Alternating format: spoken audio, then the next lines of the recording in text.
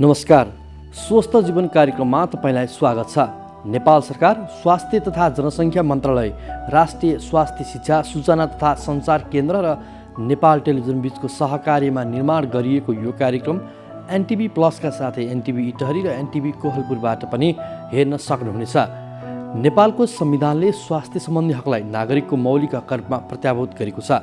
समृद्ध नेपाल, सुखी नेपालीको राष्ट्रिय आकांक्षा पूरा गर्न आवधिक योजनाहरूमा पनि गुणस्तरीय स्वास्थ्य सेवामा जनताको पहुँच वृद्धि गर्ने लक्ष्य राखिएको छ भने स्वास्थ्य सेवामा राज्यको लगानी पनि वृद्धि भइरहेको छ। स्वास्थ्य सेवामा आम नागरिकको पहुँच वृद्धि गर्न भएका प्रयासहरूका साथै हरेक व्यक्तिले आफ्नो स्वस्थ जीवनका लागि अवलम्बन गर्नुपर्ने उपायहरूबारे हामीले यो कार्यक्रममा चर्चा गर्नेछौँ।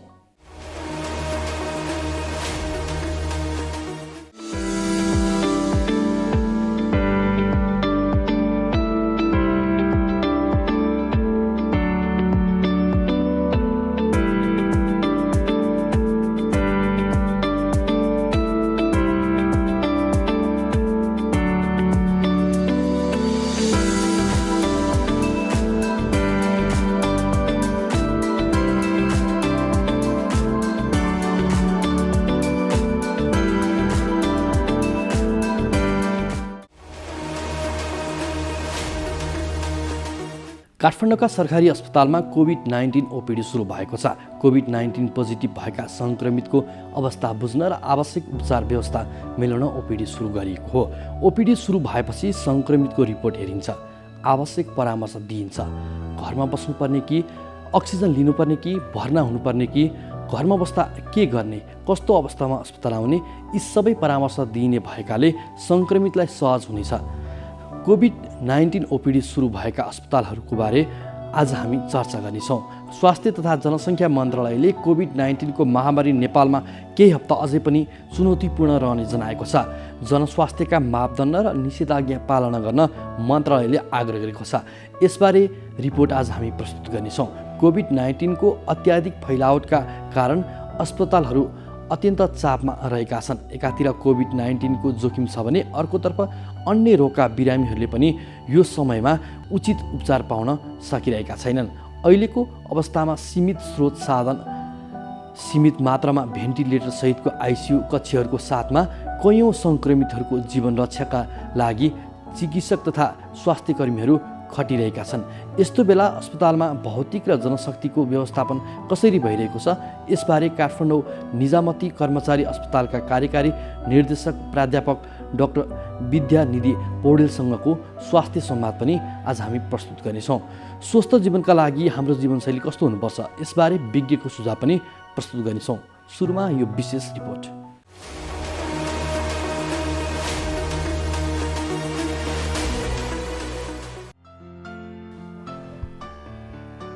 काठमाडौँका सरकारी अस्पतालमा कोभिड-19 ओपिडी सुरु भएको छ।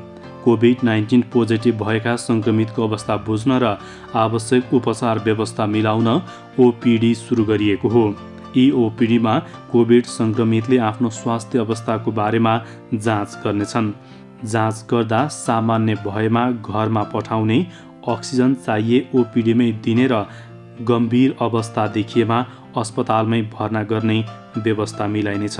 यो व्यवस्थाले सङ्क्रमितलाई ढुक्क हुने र अस्पताल व्यवस्थापनमा समेत सहयोग पुग्नेछ। अहिले कतिपय सङ्क्रमितहरू अस्पतालमा बेड पाइँदैन भनेर घरमै बसेका छन्। कतिपय सङ्क्रमितहरू सामान्य अवस्था हुँदाहुँदै पनि डरले अस्पतालमै गएर बसिरहेका छन्। अब ओपिडी सुरु भएपछि यो समस्या अन्त्य हुनेछ। अब ओपिडी सुरु भएपछि सङ्क्रमितको रिपोर्ट हेरिन्छ, आवश्यक परामर्श दिइन्छ। घरमा बस्नुपर्ने कि अक्सिजन दिनुपर्ने कि भर्ना हुनुपर्ने वा घरमा बस्दा के गर्ने, कस्तो अवस्थामा अस्पताल आउने, यी सबै परामर्शपछि सङ्क्रमितलाई सहज हुनेछ। उपत्यकाका ठुला सरकारी अस्पताल र निजी अस्पताल गरी 13वटा अस्पतालमा अहिले ओपिडी सहितको आकस्मिक सेवा सुरु भएको छ। कुनै पनि सङ्क्रमितले यी अस्पतालहरूमा गएर आफ्नो अवस्थाको बारेमा जानकारी लिन सक्नेछन्। स्वास्थ्य तथा जनसङ्ख्या मन्त्रालयले वीर अस्पताल, ट्रमा सेन्टर, टेकु अस्पताल, त्रिवी शिक्षण अस्पताल, सशस्त्र प्रहरी अस्पताल, वीरेन्द्र अस्पताल छाउनीमा यी सेवा उपलब्ध रहेको जनाएको छ। यस्तै पाटन अस्पताल, भक्तपुर अस्पताल, नेपाल प्रहरी अस्पताल, मनमोहन अस्पताल Sitapaila, Nepal medical college Jorpati, Kathmandu medical college Sinamangal, KIST अस्पताल गुवारको र धुलिखेल अस्पताल काभ्रेमा यो सेवा सुरु भएको छ। यी अस्पतालहरूले वरपरका अरू साना र सहायक अस्पतालहरूलाई थप सहयोग चाहिएको खण्डमा समेत समन्वय र सहयोग गर्नेछन्। स्वास्थ्य तथा जनसङ्ख्या मन्त्रालयले कोभिड-19 महामारी नेपालमा केही हप्ता अझै चुनौतीपूर्ण रहेको जनाएको छ। मन्त्रालयले सूचना जारी गर्दै अझै केही हप्ता चुनौतीपूर्ण रहने भएकोले सबै संयमित र सहयोगी भएर एकजुट भएर काम गर्नुपर्ने बताएको छ। मन्त्रालयले स्वास्थ्य क्षेत्र रात-दिन कोभिड-19 विरुद्धको लडाईँमा लागि पर्दा पनि सङ्क्रमण जति घट्नुपर्ने हो त्यति घट्न नसकेको बताएको छ। मन्त्रालयले जनस्वास्थ्यका मापदण्ड र निषेधाज्ञा पालना गर्न पनि आग्रह गरेको छ। मन्त्रालयका अनुसार मोरङ, काठमाडौँ, रूपन्देही, काभ्रे, ललितपुर, भक्तपुर, मोरङ, कैलाली, कास्की, बाँकी, दाङ, चितवन, सुर्खेत, झापा, कञ्चनपुर, मकवानपुर, धनुषा, सुनसरी, पर्सा, बर्दिया र पाल्पा बढी सङ्क्रमणको उच्च जोखिममा रहेको जनाएको छ।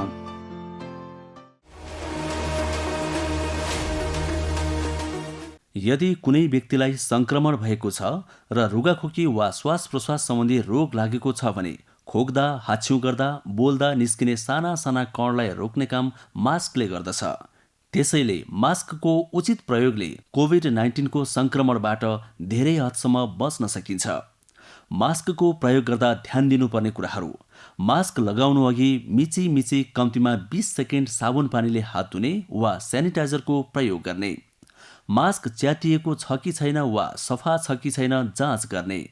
मास्क खुकुलो छ र छेउबाट हावा छिरेको छ भने त्यसले काम गर्दैन। त्यसैले मास्क लगाउँदा डोरीमा समाई अनुहारमा टम्म मिल्ने गरी लगाउने। मास्क लगाउँदा नाक, मुख र चिउँडो ढाकिने गरी लगाउने। मास्कको रङ्गीन भागलाई बाहिर पारेर लगाउने। युज एन्ड थ्रो नाम दिएको मास्क डिस्पोजेबल भएकोले यसलाई एक पटक प्रयोग गरेपछि पुनः प्रयोग नगर्ने। डिस्पोजेबल मास्क धोएर, सुकाएर वा उल्टो फेरेर नलगाउने। सकभर मास्कलाई हातले नछुने। लगाउँदा र फुकाल्दा डोरी मात्रै प्रयोग गर्ने। एक अर्काबाट कम्तीमा 2 मिटर टाढा बसौँ। घरबाट बाहिर जाँदा अनिवार्य मास्क लगाऊ। नमस्कार, मेरो नाम बाला राई, म अस्पताल नर्सिङ प्रशासक र अहिले म नर्सिङ तथा सामाजिक सुरक्षा महाशाखामा कार्यरत छु। आज म यहाँहरूलाई मास्क लगाउने सही तरिकाको बारेमा देखाउन गइरहेका छौँ। हामीसँग मास्क बजारमा धेरै किसिमका उपलब्ध छन्, जस्तै मेडिकल मास्क भयो, कपडाको मास्क भयो, N95, K95, विभिन्न प्रकारका, र N95 मा पनि फिल्टर भएका नभएका पनि हामीले मास्कहरू बजारमा उपलब्ध देख्छौँ। तर N95 मास्क चाहिँ विशेष गरी चाहिँ जुन कोरोना सङ्क्रमित व्यक्तिहरूसँग एकदमै क्लोज कन्ट्याक्टमा रहेर विशेष प्रक्रिया गर्दाखेरि मात्रै प्रयोग गर्ने हुनाले जनमानिसले साधारण हाम्रो मेडिकल मास्क वा कपडाको मास्क लाउँदा पनि हामीले सही तरिकाले प्रयोग गऱ्यौँ भने कोरोनाको जोखिमबाट चाहिँ हामी मुक्त हुन्छौँ। र त्यही क्रममा मैले आज यहाँहरूलाई सर्जिकल मास्क अथवा मेडिकल मास्क कसरी प्रयोग गर्ने भन्ने कुराहरू बताउन गइरहेको छु। र सर्वप्रथम जहिले पनि हामीले मास्क लगाउनुभन्दा अगाडि हातलाई धुनुपर्छ र सकेसम्म यदि हामीसँग उपलब्ध छ भने हामीले हातलाई साबुन पानीले मिची कम्तीमा पनि 20 देखि 40 सेकेन्डसम्म हामीले धुनुपर्ने हुन्छ। तर यदि हामीसँग हात धुने वातावरण छैन, अनुकूल नभएको अवस्थामा हामीले सेनिटाइजर प्रयोग गरेर पनि हातलाई सेनिटाइज गर्न चाहिँ सक्छौँ। अब म सेनिटाइज गरेर मास्क लगाउन चाहिँ सुरु गर्दैछु। हामीसँग यहाँ सेनिटाइजर छ र अब यो सेनिटाइजरलाई हामीले साधारणतया चाहिँ यसरी हातले थिचेर लिनुभन्दा पनि हामीले आफ्नो कुइनाबाट यसरी थिचेर लिँदाखेरि अझै सङ्क्रमणको जोखिमलाई चाहिँ कम हुन्छ र यो सेनिटाइजर हामीले पर्याप्त मात्रामा पुग्ने गरी लिनुपर्ने हुन्छ। र पहिले सुरुमा हामीले हात धुँदा होस् अथवा सेनिटाइजर प्रयोग गर्दा होस् WHO को मापदण्ड र नेपाल सरकारको मापदण्ड अनुसार नै हामीले 6वटा स्टेप्सहरू छन्, त्यसलाई चाहिँ पुरा गर्नुपर्ने हुनेछ, जसले गर्दाखेरि हाम्रो हातको भाग कुनै पनि भाग चाहिँ छुट्दैन। र यसरी हामीले हत्केलालाई यसरी माड्ने र यो माडे पछाडि हातको पछाडिको भागलाई पनि यसरी हामीले माड्नुपर्ने हुन्छ र एउटा हातको माडिसके पछाडि फेरि यो हातको माथि पनि हामीले चाहिँ यसरी माड्नुपर्ने हुन्छ र यो स्टेप पछाडि हामीले यो दुईटा हातलाई यसरी इन्टरलक गरेर पनि कम्तीमा 5 सेकेन्डसम्म हामीले यसरी माड्नुपर्ने हुन्छ र यो स्टेप सके पछाडि अब हामीले यो हातको टुप्पोको भागलाई भित्र भागमा लगेर यसरी फेरि यसलाई माड्नुपर्ने हुन्छ र यो हातको सकेपछि फेरि यसरी अर्को हातले हामीले यसरी माड्नुपर्ने हुन्छ र विशेष गरी हाम्रो यो औँलाको भाग चाहिँ बुढी औँलाको भाग बढी मात्रामा छुट्ने भएकोले गर्दा यो बुढी औँलाको भागलाई पनि हामीले यसरी मजाले सेनिटाइजर प्रयोग लगाएर माड्नुपर्ने हुन्छ। त्यसै गरी अर्को हातको पनि बुढी औँलामा मजाले हामीले यसरी सेनिटाइजर लगाएर माड्नुपर्ने हुन्छ र अन्तिममा जस्तो यो हाम्रो नङ पनि एकदमै छुट्छ र यो नङलाई पनि हामीले यसरी हत्केलामा राखेर यसरी माड्नुपर्ने हुन्छ। त्यसै गरी अर्को हातको पनि यसरी र अन्तमा चाहिँ यसरी हामीले पुरै हाम्रो विशेष गरी यो नाडीमा बढी मात्रामा छुट्ने भएकोले गर्दा यसरी नै अर्को हातको पनि नाडीसम्म हामीले यसो गऱ्यौँ भने अब हाम्रो हात चाहिँ सेनिटाइज भयो। हामीले यसरी सेनिटाइज प्रयोग गरेर पनि हातलाई सफा सेनिटाइज गर्न सक्छौँ अथवा साबुन प्रयोग गर्दाखेरि पनि यही 6वटा प्रक्रिया अनुसार चाहिँ हामीले साबुन प्रयोग गरेर पनि हाम्रो हातलाई चाहिँ सेनिटाइज गर्न चाहिँ सक्छौँ। अब हामी मास्क लगाउँदैछौँ। हामीले मास्कमा अहिले हेर्दाखेरि यो मेडिकल मास्क हो र हामी जनमानिसले यो मेडिकल मास्कको सही प्रयोग गर्दाखेरि पनि कोरोनाको सङ्क्रमणलाई कम गर्न सक्छौँ र नयाँ मास्क प्रयोग गर्दाखेरि जहिले पनि हामीले यसरी इलास्टिक ब्यान्डलाई समाउने यो बाहिरी भाग अथवा भित्री भागलाई हातले छुनु हुँदैन र यो मेडिकल मास्कमा पनि 3टा पत्रहरू हुन्छ त 3टा लेयर हुन्छन् र यो 3टा लेयरले चाहिँ आफ्नो काम गरेका हुन्छन् हैन र हामीले मास्कको छनौट गर्दाखेरि पनि यो 3टा लेयर भएको मास्कको छनौट गर्नुपर्ने हुन्छ र यसरी अब हामीले हेर्दाखेरि बजारमा विभिन्न किसिमका लेयर मास्कहरू हुन्छ। जस्तो साधारणतया चाहिँ यो नीलो रङकै हुन्छ तर सेता रङको पनि मास्कहरू पाइन्छ। त्यसको लागि अगाडि पछाडि भाग कसरी छुट्याउने भन्दाखेरि यो अगाडिको भागमा यहाँले देख्नु भएको छ होला यो प्लेटहरू के छ त तलतिर चाहिँ गएको छ र अलिकति गाढा नीलो रङमा छ। त्यसै गरी भित्री भागमा सेतो र अलिकति हल्का रङमा हुन्छ र यो प्लेटहरू चाहिँ माथितिर फर्केको हुन्छ र सँगसँगै तपाईहरुले देख्नु पनि भएको छ होला यो मास्कको माथिल्लो भागमा चाहिँ अलिकति सेतो खालको कडा चीज हुन्छ र यो कडा भाग यो मेटलको कडा भाग हुन्छ एउटा। यो कडा भागलाई हामीले नाकको डाँडीमा राख्नका लागि माथि पारेर राख्नुपर्ने हुन्छ र जहिले पनि मास्क प्रयोग गर्दाखेरि एकचोटि निकालेर हामीले मास्कलाई हेर्नुपर्छ कुनै प्वाल छ कि अथवा कुनै ड्यामेज भएको छ कि भनेर यकिन गरे पछाडि अब यो मास्कलाई यो इलास्टिक ब्यान्डको सहयोगले यसरी आफ्नो नाक मुख छोप्ने गरी लगाउनु पर्ने हुन्छ।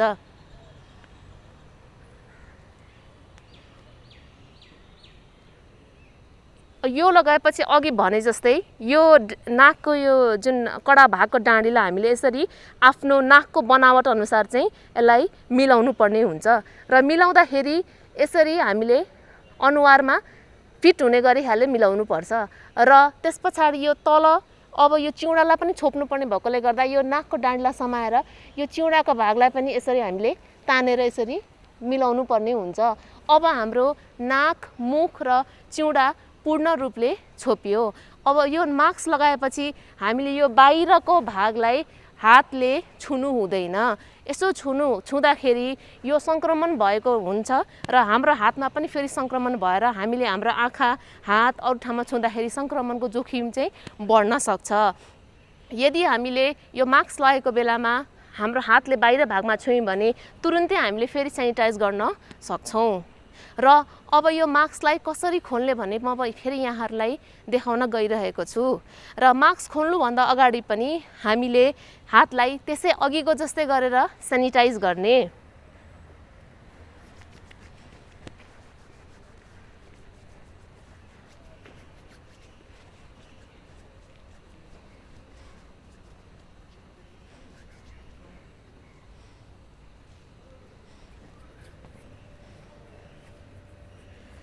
अब यदि हातमा देखिने खालको फोहोरहरू छन् भने हातलाई साबुन पानीले धुनुपर्छ। यदि देखिने फोहोर छ भने अनि देखिने फोहोर नभएको अवस्थामा अथवा साबुन पानी नभएको अवस्थामा हामीले सेनिटाइज गर्न सक्छौँ। र यो मास्क निकाल्दाखेरि अलिकति आफू अलिकति अगाडि झुके पछाडि कतै पनि नछोइकन यो कानको इलास्टिक ब्यान्डलाई यसरी निकाल्ने र निकाले पछाडि हामीले यसरी एउटा प्लास्टिक ब्यागमा राख्ने र यो प्लास्टिक ब्यागलाई यसरी हामीले मुख बन्द गरेर यसलाई ढक्कन भएको डस्टबिनमा हामीले यसरी विसर्जन गर्न सक्छौँ। र यसरी राम्रो व्यवस्थित गरेर हामीले मास्कलाई विसर्जन गर्यौँ भने सङ्क्रमणको जोखिमलाई कम गर्न सक्छौँ। कोभिड-19 को अत्याधिक फैलावटका कारण अस्पतालहरू अत्यन्त चापमा रहेका छन्। एकातिर कोभिड-19 को जोखिम छ भने अर्कोतर्फ अन्य रोगका बिरामीहरूले पनि यो समयमा उचित उपचार पाउन सकिरहेका छैनन्। अहिलेको अवस्थामा सीमित स्रोत साधन, सीमित मात्रामा भेन्टिलेटर सहितका आइसियु कक्षहरूको साथ कैयौँ सङ्क्रमितको जीवन रक्षाका निमित्त चिकित्सक तथा स्वास्थ्य कर्मीहरू खटिरहेका छन्। यस्तो बेलामा अस्पतालमा भौतिक र जनशक्तिको व्यवस्थापन कसरी भइरहेको छ, यसबारेमा काठमाडौँ निजामती कर्मचारी अस्पतालका कार्यकारी निर्देशक प्राध्यापक डाक्टर विधाननिधि पौडेलसँग गरिएको स्वास्थ्य संवाद अबको क्रममा।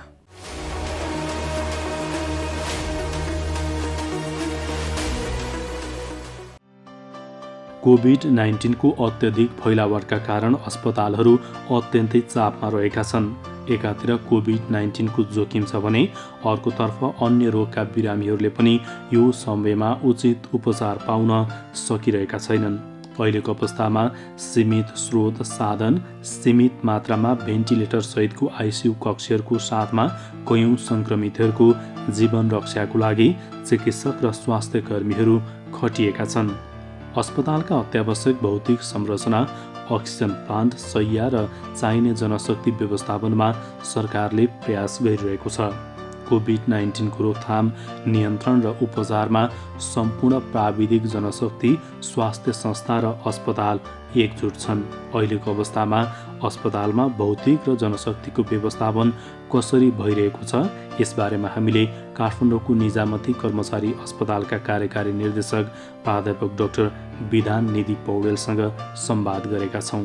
जम्मा 12 वर्ष मात्र पुरा गरेको र 132 बेडबाट सञ्चालन भएको हस्पिटल हो होइन। अहिलेको परिस्थितिमा आउँदाखेरि पहिलो लहरको कोभिड जुन गत साल आएको थियो त्यो सामान्य भएको हुनाले त्यहाँ चाहिँ नि 4-5वटा बेड 7वटा बेडभन्दा चलेको रहन्छ त्यहाँ कोभिड सम्बन्धी नि। अब त्यसको अफवाहहरू बढी भयो होइन, डरहरू बढी भयो होइन। त्यो हुँदाहुँदै पनि त्यति ठुलो लहर आएन, त्यतिकैमा सीमित भयो। त्यसपछि चाहिँ त्यही 7वटा बेडमा चाहिँ सीमित भएर नि चलिरहेको थियो। अब यो जुन दोस्रो लहर आयो नि, दोस्रो लहर यसरी आयो कि पुरा हावाहुरीको साथ आइदियो। कसैलाई चाहिँ केही गर्नै नसकिने, केही रोक्नै नसकिने किसिमले नि त्यस्तो किसिमले आइदियो। स्लो वेभ भएन, यो चाहिँ एकदम चाहिँ स्पिडमा आयो। त्यसरी यसमा चाहिँ हामीलाई चाहिँ धेरै चुनौतीहरू आए। चुनौतीमा के भन्दाखेरि अब सबभन्दा पहिला त हामीले बेडहरू कसरी व्यवस्थापन गर्ने, अब कसरी म्यानेजमेन्ट गरिहाल्ने त भन्ने भयो। यसमा कसरी म्यानेजमेन्ट गर्ने भन्दाखेरि हामीलाई त सबभन्दा बढी त आइसियु चाहियो बिरामीको म्यानेजमेन्ट गर्नको लागि नि। आइसियु, एसडियु र होल्डिङ बेडहरू भन्ने हुन्छ होइन। अब यो यी भयो र बाहिरको पाटोमा के हुन्छ भन्दाखेरि बिरामी आउँदा बित्तिकै कसरी बिरामी भित्र पस्ने त भन्ने कुरा हुन्छ। त्यसमा चाहिँ फिभर क्लिनिकको हामीले चाहिँ सुरुवात गरौँ। फिभर आएर ज्वरो आएर आएका बिरामीहरूलाई पहिला हामीले चाहिँ ज्वरो नाप्ने गर्ने काम गर्ने, अनि तिनीहरूलाई चाहिँ नि कुन किसिमको इन्भेस्टिगेसनहरू गर्नुपर्छ भनेपछि हामी इन्भेस्टिगेसन गर्न पठाउने, पिसिआर गर्नुपर्ने हो कि एक्सरे गर्नुपर्ने हो कि होइन, के टेस्ट गर्नुपर्छ त्यो ल्याब टेस्ट गरेर अनि उहाँहरू आएपछि नि एउटा त्यो पाटो भयो। र अर्को पाटो कसरी मिलाएको छ भन्दाखेरि जसरी जो चाहिँ पोजिटिभ भएर अक्सिजन चाहिने भएर आएका छन् तिनीहरूलाई इमर्जेन्सीमा डाइरेक्ट चाहिँ इमर्जेन्सी म्यानेजमेन्ट गर्नलाई अहिले हामीले चाहिँ हामीसँग चाहिँ पहिला जम्मै चाहिँ 17वटा बेड थियो, अहिले त्यहाँ 20वटा बेड नै हामीले चाहिँ कोभिडको चाहिँ छुट्याइदियो है, अक्सिजन बेड चाहिँ इमर्जेन्सीमा। अनि त्यस्तै चाहिँ अनि कोही चाहिँ पोजिटिभ भएर आएको हुन्छन् नि, जसलाई चाहिँ सल्लाह मात्रै दिए हुने हुन्छ नि, त्यसको लागि चाहिँ सायद अरू हस्पिटलले गराएको छैन म भन्नु सक्दिनँ। हामीले चाहिँ बाहिरपट्टि चाहिँ कोभिड क्लिनिक भनेर राख्थ्यौँ। साधारण किसिमको फिभर छ, कोभिड आएछ, ऊ प्यानिक छ होइन, उसलाई डर लागिरहेको छ भनेदेखि उसलाई चाहिँ बाहिरबाट चाहिँ उसले चाहिँ चिकित्सकको हामीले चाहिँ स्पेसलिस्ट राखेका छौँ, मेडिकल अफिसर पनि राखेका छौँ। स्पेसलिस्ट राखेर फिजिसियनले चाहिँ सल्लाह दिनुहुन्छ उसको चाहिँ के कस्तो छ होइन, उसलाई चाहिँ सायद उसलाई चाहिँ अब हस्पिटलै भर्ना हुनुपर्ने किसिमको कन्डिसन छ कि होइन, एक्सरे गराएर उसलाई चाहिँ काउन्सिलिङ गराएर होइन, साधारण औषधि खानुपर्ने छ घरबाटै औषधि खानुहोस् भनेर काउन्सिलिङ गराएर गर्छौँ होइन। त्यस्तो केसहरू हाम्रो चाहिँ नि दिनमा चाहिँ नि 30 देखि 40 वटा आइराखेको छ। फिभर क्लिनिकमा पनि त्यस्तै 20-25 वटा क्लिनिक त्यहाँ आएको छ भनेदेखि इमर्जेन्सी हाम्रो डाइरेक्ट चाहिँ आउने चाहिँ नि यो वान नाइटमा हाम्रो 50-60 जना हुन्छ है। यसरी हामीले चाहिँ बाहिरपट्टि म्यानेज गरेका छौँ भने भित्रपट्टि म्यानेजमेन्ट गर्नु धेरै गाह्रो थियो, चुनौती थियो। त्यो चुनौतीलाई हामीले कसरी समाधान गऱ्यौँ भन्दाखेरि सबभन्दा पहिले हामीले चाहिँ नि एचडियू भनेको हाई डिपेन्डेन्सी युनिट भन्ने हुन्छ, जहाँ चाहिँ नि बिरामीलाई चाहिँ हामीले हाई फ्लो अक्सिजन दिएर राखेर 15 लिटरभन्दा बढी अक्सिजन दिएर 10-15 लिटरभन्दा अक्सिजन दिएर राखेर पुरानो पैसा घोप्टो पारेर राख्यो भनेदेखि सन्चौनी हुन्छ है। अनि त्यस्तो बिरामीहरूलाई राख्नलाई भनेर हामीले 50 बेडको चाहिँ एचडियू बनाउनुपर्छ भनेर त्यतातिर लाग्यौँ होइन। हामीलाई गभर्नमेन्टले पनि 50 बेडको बनाउनुपर्छ भनेर लाग्नुभएको थियो होइन। सुरुमा त एकदम गाह्रो थियो, एकदम च्यालेन्जिङ थियो होइन। हामीसँग बेड पनि थिएनन्, त्यहाँ तलपट्टि चाहिँ जम्मै चाहिँ हामी जेनरल थियो, त्यहाँ जुन अहिले हामीले बनायौँ नि त्यो ठाउँमा हाम्रो गाइने अप्स थियो, जहाँ चाहिँ प्रसुतिको सेवाहरू प्रदान हुन्थ्यो, बच्चाहरू जन्मिन्थ्यो। हो त्यो ठाउँलाई हामीले जम्मै चाहिँ अकुपाई गरेर उसलाई माथि सार्यो है। कसरी हाम्रो डेभलप भएको छ भन्ने कुरा नि पछि सारेर तलतिर चाहिँ 14 वटा आइसियू बनाउनु पर्यो हामी लाग्यौँ होइन। अनि केही नभए पनि 14 माथि चाहिँ हामी चाहिँ 38 वटा बेडसम्म नि आइसियू सहित 38 वटा बेडसम्म बनाऊँ भनेर लाग्दाखेरि हामीसँग अक्सिजन पोर्टहरू बिग्रिराखेको अवस्था, त्यहाँ पुरानो किसिमको त्यहाँ अक्सिजन पनि बढी चाहिँदैन, पोर्टहरू बिग्रिराखेको छ। त्यसलाई यताउति मर्मत गरेर चाहिँ नि 38 वटा बेड सञ्चालन गर्छौँ भन्दै नि हाम्रो यस्तो किसिमको हुरी आइदियो कि जबकि तलपट्टि चाहिँ हामीले जुन गाइने अप्सलाई अलिकति छुट्याएको थियौँ त्यसलाई पनि हामीले पूर्ण रूपमा चाहिँ कोभिड बनाउनु पर्ने भयो तल, र गाइने अप्सलाई हामीले चाहिँ माथि सार्दियौँ है। माथिल्लो तलामा मेडिकल तलामा सार्दियौँ है। अनि त्यो गर्दै पनि के भयो भन्दाखेरि यता सर्जिकलमा सारेका थियौँ है। अनि सर्जिकलमा चाहिँ यतापट्टि हेमाटो भन्ने थियो, हाम्रो हेमाटो वार्ड भन्ने थियो। हेमाटो वार्डमा एकैचोटि चाहिँ 7-8 वटा केसहरू पोजिटिभ आइदियो, सर्जिकलको नै 8-10 वटा पोजिटिभ आइदियो हेर्नुहोस् है, अपरेसन पोस्ट अप गरेको। त्यसपछि हामीले चाहिँ थ्याक्न सक्दैनौँ, यो बाहिर पठाउनु पनि मिल्दैन, अपरेसन गरेका केस छन्, हामीले यही म्यानेज गर्नुपर्छ, हाम्रै भर्ना भएको छन् भनेपछि अब यो हामीले चाहिँ नि सर्जिकल वार्डलाई पनि हामीले चाहिँ नि अब यो कोभिड वार्डै बनाउनुपर्छ भनेर लाग्यो है। त्यो गर्दै हाम्रो चाहिँ बेड चाहिँ नि अब चाहिँ नि हामीले चाहिँ नि सबै म्यानेज गर्नु पर्दाखेरि इमर्जेन्सी र गरेर हामीले अहिलेको अवस्थामा हामी चाहिँ नि 2 हप्तामा 77 जना बिरामी चाहिँ म्यानेज गरेका छौँ। 77 जना, जबकि 6-7 जनाबाट सुरु गरेको। पहिला त्यो हामीसँग केही संरचना पनि थिएन, संरचना बनाउँदै चाहिँ यति छिटो नि यति रफ्तारमा गरेका छौँ। र हाम्रो चाहिँ नि जुन आइसियूमा बस्नुहुन्छ नि आइसियू हेर्ने र भेन्टिलेटर हामीसँग 6 वटा भेन्टिलेटर पनि छ है, बाइप्याप मेसिन पनि छ है, सिप्याप पनि छ। र हामीले सकेसम्म चाहिँ भेन्टिलेटरमा लाँदैनौँ र त्यहाँ चाहिँ इन्टेन्सिभ केयर फिजिसियन मैले भर्ना गरिसकेको छु यसैको लागि भनेर, उहाँ पनि पाइनुपर्ने जुन चाहिँ एकदम रेयर सर्भिस हो उहाँले नै म्यानेजमेन्ट गरे हुनाले हाम्रो चाहिँ डेथ रेट पनि एकदम कम छ होइन। अब मरिहाल्ने बिरामीलाई त केही पनि रोक्न सकिँदैन होइन, मल्टिपल प्याथोलोजी भएकोहरू होइन, विभिन्न किसिमको रोगहरू भएको र उसले पनि के अरे यो कोभिड पनि लागेकोले चाहिँ अब हामी बचाउन सक्ने स्थिति त हुँदैन होइन। ती बिरामीहरू मरि नै हाले र एकजना चाहिँ नि हाम्रो अलिकति अक्सिजनको प्रब्लमले गर्दाखेरि एकजना बिरामीलाई चाहिँ अलिक अप्ठ्यारो भयो, पछि यङ नै हुनुहुन्थ्यो, उहाँ चाहिँ नि अब क्र्यास नै हुनुभयो होइन। हाम्रो अक्सिजनको फ्लो पुगेन, भेन्टिलेटरमा राख्दाखेरि पनि हामीलाई चाहिँ त्यो फ्लो पुर्याउन गाह्रो भयो। हामीले चाहिँ जो अरू सबै सकेर भए पनि त्यो केस बचाउनलाई हामीले चाहिँ भेन्टिलेटर अरू अक्सिजन बन्द गरेर पनि त्यतातिर लगाइराखेका थियौँ। त्यही पनि अब उहाँ चाहिँ नि बायोलेटर निमोनिया पनि थियो, उहाँ सिरियस हुनुहुन्थ्यो, त्यसो भएर चाहिँ उहाँलाई बचाउन सकिएन, यङ मान्छे जानुभयो, त्यसमा हामीलाई दुःख लाग्यो होइन। अक्सिजन चाहिँ कसरी पुर्याइरहनु भएको छ? अक्सिजन नपुगेको भनेर त एकदमै खबरहरू आइरहन्छ होइन, हाहाकारी छ अक्सिजनको, त्यो चाहिँ व्यवस्थापन कसरी गर्नुभएको छ? अक्सिजनको व्यवस्था गर्नलाई धेरै नै कठिनाइ भइरहेको छ। अहिले हामीले जुन डिलरले दिएको थियो नि त्यही डिलरबाट ल्याएको छौँ र त्यो डिलरमा जाँदाखेरि हाम्रो 6-7 जना कर्मचारीहरू हुनुहुन्छ मेन्टेनेन्सको है, अक्सिजन सप्लाईतिरको चाहिँ नि उहाँहरूले चाहिँ नि यति दिनरात खट्नु भएको छ कि उहाँहरूले चाहिँ नि अब उहाँहरू खटेको हुनाले नि हामीले चाहिँ यो सर्भिस दिन चाहिँ नि कोभिडको पेसेन्टहरूको लागि म्यानेजमेन्ट गर्न सहज भएको छ। उहाँहरू दिनरात नभनिकन राति 2 बजे, बिहान 4 बजे होइन, दिउँसोको 12 बजे त्यसो गरेर हामीले चाहिँ नि विभिन्न ठाउँबाट, जस्तै कि कहीँ प्रहरीबाट पनि हामी रिक्वेस्ट गरेर ल्याएको छौँ, कहिले आर्मीबाट रिक्वेस्ट गरेर ल्याएको छौँ होइन, कहीँ चाहिँ त्यही डिलरहरू जुन हो त्यहाँबाट ल्याइरहेका छौँ भनेदेखि अहिले म के भन्न चाहन्छु भन्दाखेरि यो नेपाल गभर्मेन्टले अथवा जे जति पाउँछौँ नि हामीले त्यसलाई चाहिँ एक ठाउँबाट हामीले चाहिँ 100 सिलिन्डर दिने भनेको छ भने नि हामीले 100 सिलिन्डर सहज रूपमा पाऊँ। बिहान दिउँसो बेलुकाभरि जति बेला भन्नुहुन्छ नि हामी त्यो बेला जान्छौँ होइन। यो सबभन्दा कठिनाइ भएको स्थिति हो। हामी त्यहाँ गएर चाहिँ उहाँहरूको रिक्वेस्ट गर्नुपर्ने, एकदम चाहिँ हामीले चाहिँ पैसातिर ल्याउने, एकदम चाहिँ त्यत्तिकै सित्तैमा ल्याउने हो कि जस्तो गरेर चाहिँ उहाँहरूलाई अति नै भन्दा नि अति चाहिँ उहाँको चाहिँ एउटा पाउ नै ढोकेर ल्याउनु पर्ने जस्तो स्थिति आइरहेको छ। यो सबभन्दा गाह्रो हामीले फिलिङ गरेका छौँ र हाम्रो कर्मचारीहरूले पनि अति नै दुःख पाएका छन्। यदि उनीहरूले अहोरात्र खटेर चाहिँ अक्सिजन नल्याइदिएको भएदेखि यो चाहिँ सम्भव पनि थिएन। उहाँहरूले चाहिँ यति दिलो ज्यानले चाहिँ लाग्नु भएको छ कि त्यो उहाँहरूको प्रशंसा गरेर साध्यै छैन। यसको जिम्मा चाहिँ मेन्टेनेन्स डिपार्टमेन्टलाई दिनुभएको छ?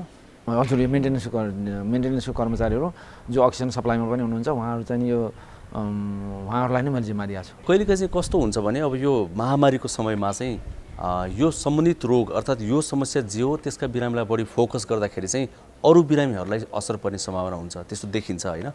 यो कोभिड बाहेक अरू बिरामीहरूलाई चाहिँ यहाँले कसरी उपचार गरिनु भएको छ? कतै ती बिरामीहरूलाई असर परिरहेको त छैन?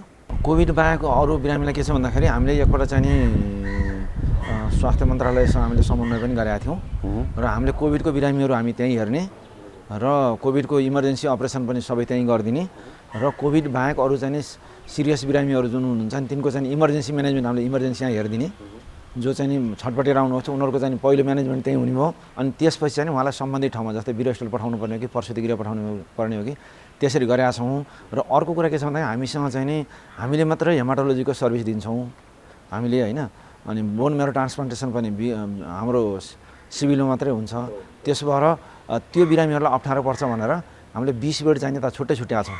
छुट्याएर त्यहाँ चाहिँ नि हेमाटोको र अनि क्यान्सरको बिरामीहरू र मेडिसिनको पनि एकदम सिरियस बिरामीहरू जो चाहिँ नि त्यहाँ भर्ना नगरी नहुने छ नि ती बिरामीहरूलाई हामीले अहिले पनि हामीले चाहिँ सेवा दिइराखेका छौँ। तर हामी यो भन्दैनौँ कि हाम्रो चाहिँ कोभिड हस्पिटल हो, त्यसो भएर सकेसम्म चाहिँ अरू साधारण बिरामीहरूलाई नि अन्यत्रै गएर औषधि उपचार गर्दा राम्रो हुन्छ भनेर भनिराखेको छ। PCR टेस्ट पनि गरिरहनु भएको रहेछ। PCR मेसिन आफ्नै छ कि यो कसरी व्यवस्थापन गर्नुभएको छ? PCR सिस्टममा के छ भन्दाखेरि हामीले चाहिँ नि 4 जना कर्मचारी खटाइदिएका छौँ। नेम लिस्ट उनीहरू लाइनमा आएर बस्नुहुन्छ जो PCR गर्न आउनुहुन्छ नि। हाम्रो PCR टेस्ट चाहिँ फ्री गरेका छैनौँ हामीले, त्यसो 1000 रुपियाँ जति लाग्छ। र दिनमा चाहिँ हामीले पहिला चाहिँ हामीसँग चाहिँ त्यो मेसिन बिग्रिया भएर 160-170 मा अल्झिएको थियो भने अहिले हामीले चाहिँ त्यो एक्सट्राक्सन मेसिन किनेर लिएर आएको हुनाले अब हामीले अहिले 400-350 भन्दा बढीको गतिमा गरेका छौँ। त्यो मेसिन पनि हामीले अब छिटै नै हाम्रो उपलब्ध भयो भनेदेखि हामी चाहिँ नि 1000-1000सम्म पुग्न सक्छौँ कि भन्ने छ हामीलाई। जस्तै अब पछिल्लो समयमा यहाँ खोप पनि त्यहाँ लगाउने गरिएको छ, खोप केन्द्र पनि बनाइएको छ होइन? जस्तै सांसदहरूलाई मन्त्रीहरूलाई खोप लगाउनेदेखि लिएर हामी पत्रकारहरूले पनि त्यही गरेर लगायौँ होइन? त्यो चाहिँ कसरी व्यवस्थापन गर्नुभएको छ? यहाँहरूको भूमिका चाहिँ त्यसमा के हो, के गर्नुहुन्छ? हामीले के थियो भन्दाखेरि खोपको लागि अब हाम्रो त्यहाँ अलिकति स्पेस पनि भएको हुनाले होला है, उहाँहरूलाई सहज पनि भएको हुनाले अनि मेडिकल रेस्क्यु पनि टिम पनि त्यहीँ हुन्छ भन्ने हिसाबले चाहिँ हामीले त्यो विशेष भिआइपीहरूलाई नि हामीले त्यहाँ लगाएको हो। अहिले यो लगाएको नि हो, लगाउने हाम्रो प्रयास पनि छ। र अहिले सम्पूर्ण बिरामीहरू चाहिँ त्यहाँ कोभिडको बिरामीहरू यत्रतत्र भएको हुनाले र आरटीपीसीआर गर्न आउने मान्छेहरू पनि त्यहाँ इन्फेक्टेड मान्छेहरू हुने हुनाले नि त्यसलाई अहिले हामीले चाहिँ त बन्द गरिदिउँ खोप केन्द्र। अहिले खोप केन्द्र चाहिँ नि हिजोको चाहिँ नि यो जुन सांसदहरू मान्यहरूले अहिले चाहिँ नि बीआईसीसीमा लाउनु भएको छ र त्यहाँ पनि हामीले नै अनुगमन गऱ्यौँ। र खोप ल्याइदिने त हाम्रो जनस्वास्थ्यबाट हो र खोप ल्याउनु चाहिँ जनस्वास्थ्यबाट हो, हामीले चाहिँ फेसिलिटेट गर्ने मात्रै हो र हामीले चाहिँ स्पेस दिन्थ्यौँ, त्यही मात्रै हो हाम्रो नि जिम्मेवारी नि। यो कुनै पनि अफिस सफल हुनमा चाहिँ त्यसका विभिन्न पाटोहरूको महत्त्वपूर्ण भूमिका रहन्छ। जस्तै विभिन्न डिपार्टमेन्ट, त्यसपछि विभिन्न अब कर्मचारीहरूको, त्यसपछि त्यहाँ विभिन्न युनियनहरू सङ्घ संस्थाहरू छन्। त्यस्तोहरूबाट यहाँले चाहिँ कतिको सपोर्ट पाउनुपर्छ, कतिको सहयोग पुगेको छ? हामीले यो कुराकानी चाहिँ अलिकति अरूलाई पनि मेसेज जाओस् भन्ने हिसाबले गरिरहेका छौँ उदाहरणको रूपमा, त्यस कारण पनि यो प्रश्न गरेको। त्यस्ता व्यक्तिहरूको, त्यस्ता डिपार्टमेन्टहरूको सहयोग कतिको पाउनु भएको छ र तिनीहरूको भूमिका कस्तो हुँदो रहेछ? यो के छ भन्दाखेरि हामीले चाहिँ नि सबभन्दा सहज तरिका चाहिँ नि हामीले चाहिँ नि आफ्नो वर्क डिभिजन गरिदिने है। किन भन्दा सबै चिज मैले गर्छु भनेर सम्भव छैन। म त एउटा कार्यकारी निर्देशक हो, मैले एउटा निर्देशन दिने हो होइन। त्यसो भएर कार्य विभाजन गरिदिएको छु मैले। जस्तै कि कोभिड हेर्ने चाहिँ नि कोभिडको स्पेसल टिम बनाइदिएको छ। कोभिडको स्पेसल टिम मध्ये पनि नि फोकल पर्सनदेखि लिएर फोकल पर्सनले चाहिँ सबै उहाँहरूले चाहिँ सूचना दिने र त्यहाँ बेडहरू कति खाली छ होइन र कोसँग सम्बन्ध गर्ने होइन, समन्वय गर्ने भन्ने एउटा त्यो दिएका छौँ। लजिस्टिकको जिम्मा छुट्याइलाई दिएका छौँ हामीले होइन। लजिस्टिक भयो अनि जनशक्तिको जिम्मा पनि छुट्याइलाई दिएका छौँ। यसरी छुट्टै गर्दाखेरि नि सहज भयो। र हामीले बिहान चाहिँ मर्निङ कन्फरेन्स गर्छौँ। सबै डिपार्टमेन्टहरू युनिटमा काम गर्ने सिस्टरदेखि लिएर नि 24 आवर ड्युटी गर्ने सिस्टर, डक्टर, आइसियु हेर्ने डक्टर, अनि इन्डोर हेर्ने अरू एचडियू, माथि जेनरल वार्ड हेर्ने डक्टरहरूको सबैको चाहिँ नि र एचओडीहरू प्रायः गरी एचओडीहरू मेडिसिनको एचओडीहरू सबै बसेर नि एउटा मर्निङ कन्फरेन्स हुन्छ। त्यहाँ चाहिँ 20-25 जना हुन्छ, डिस्टेन्स मेन्टेन गर्छौँ हामी है। गर्छौँ र त्यहाँ मेन्टेनेन्सको साथीहरू पनि हुनुहुन्छ जो अक्सिजनमा सप्लाई गर्ने सामानहरू सप्लाई गर्ने हुनुहुन्छ नि। अनि त्यसमा हामीले के गर्छौँ भन्दाखेरि चाहिँ आज हाम्रो कहाँनिर के असुविधा भयो, हामीलाई कहाँनिर चाहिँ दुःख भयो होइन, हामीले चाहिँ नि समन्वय गर्नुपर्ने अथवा चाहिँ हामीले चाहिँ समाधान गर्नुपर्ने चिज के छ त, हामीलाई तत्काल लेखिएको गाह्रो के छ भन्ने कुरामा हामी डिस्कसन गर्छौँ होइन।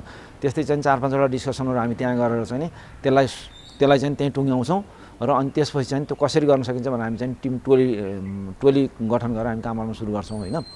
र अर्को मेन पावरको जनशक्तिको कुरा कसरी मिलाइएको छ भन्दाखेरि सबभन्दा यो चाहिँ नि मेडिसिन नै बिर्सिएको भएको हुनाले कोभिड इन्फेक्सन जुन छ नि, कोभिड निमोनिया, यो मेडिसिनले हेर्नुपर्ने हुनाले हामीले मेडिसिनलाई नै जिम्मा दिएका छौँ। र यसमा चाहिँ जुन जनशक्तिहरू बाहिर कहाँ अब अरू जनशक्तिहरू सर्जरीको भयो, अर्थको भयो, गाइनीको भयो नि, उहाँहरूलाई पनि हामीले प्यारलली चाहिँ आइसियुमा होइन र एसडियुमा होइन, त्यहाँ गाह्रो हुन्छ होइन, माथि जेनरल वार्डतिर उहाँहरूलाई चाहिँ हामीले जिम्मा लगाइदिएका छौँ है। र अर्को पनि हामी आइसियु खोल्ने एसडियु खोल्ने तर्खरमा छौँ। त्यहाँ चाहिँ नि हामीले एनेस्थेसियाको डिपार्टमेन्टलाई नि त्यहाँ जिम्मा दिनु पुरै उहाँले लिनुहुन्छ। तल चाहिँ नि इन्टेन्सिभ केयर फिजिसियनले लिने, माथि चाहिँ नि त्यो एनेस्थेसियाको डिपार्टमेन्टले जिम्मा लिने गर्दाखेरि हाम्रा दुईवटा आइसियु चाहिँ छुट्टा चल्छन् र एकदम स्मुथली चल्छन् होइन। र बिचको पार्ट चाहिँ नि अरू चिकित्सकहरूले हेर्नुहुन्छ होइन। त्यस्तै सिस्टरको पनि मैले जिम्मा लगाइदिएको छु, कुन सिस्टरले चाहिँ लजिस्टिक गर्ने होइन, कुन सिस्टरले चाहिँ भित्र चाहिँ कोअर्डिनेसन गर्ने, कसले चाहिँ ड्युटी मिलाउने, यो स्मुथली जाओस्। र अहिले सर्जरी भएको छैन होइन, अपरेसनहरू भएको छैन होइन, गाइनी अप्सहरू कम भइरहेको छ भनेपछि ती स्टाफलाई चाहिँ हामीले यतातिर चाहिँ नि मोबिलाइजेसन गरेका छौँ। त्यस भएर यो पाटो स्टाफको मोबिलाइजेसन पनि हामीले यसरी गरेका छौँ भनेदेखि नहुने कर्मचारी चाहिँ नयाँ पनि भर्ना गरेका छौँ। यसरी चाहिँ जनशक्ति म्यानेजमेन्ट भइरहेको छ अहिलेलाई होइन। अब यसलाई चाहिँ हामीले चाहिँ एउटा अलि स्मुथली चाहिँ हामीलाई अब गभर्मेन्टले अलिकति फेभर गरिदियो र हामीलाई अक्सिजन चाहिँ सप्लाई चाहिँ राम्रो गरिदियो भनेदेखि क्वालिफाइड सर्भिस दिन्छौँ र हामीले चाहिँ राम्रो रिजल्ट देखाइदिन्छौँ। यस्तो बेलामा चाहिँ उपचार गर्दाखेरि एउटा अर्को महत्त्वपूर्ण कुरा र संवेदनशील कुरा चाहिँ के हुँदो रहेछ भने स्वयंदेहीका कर्मचारी र स्वास्थ्यकर्मीको सुरक्षा के। यदि कर्मचारी र स्वास्थ्यकर्मी सुरक्षित भएनन्, सङ्क्रमित भयो भने त कसले उपचार गर्ने? त्यसकारण त्यहाँका कर्मचारी र स्वास्थ्यकर्मीको सुरक्षा व्यवस्था कसरी मिलाउनु भएको छ र ओभरअल व्यवस्थापन कसरी गर्नुभएको छ? सबभन्दा महत्त्वपूर्ण कुरा नै यही हुन्छ होइन। हामीले चाहिँ यदि फ्रन्टलाइनमा काम गर्ने हाम्रा कर्मचारीहरू स्वास्थ्यकर्मीहरूलाई बचाउन सकेन भनेदेखि त भोलि उनीहरूले कसलाई सर्भिस दिने? उनीहरू नै बिरामी भएपछि त हामीले सर्भिस दिने ठाउँ पनि हुँदैन।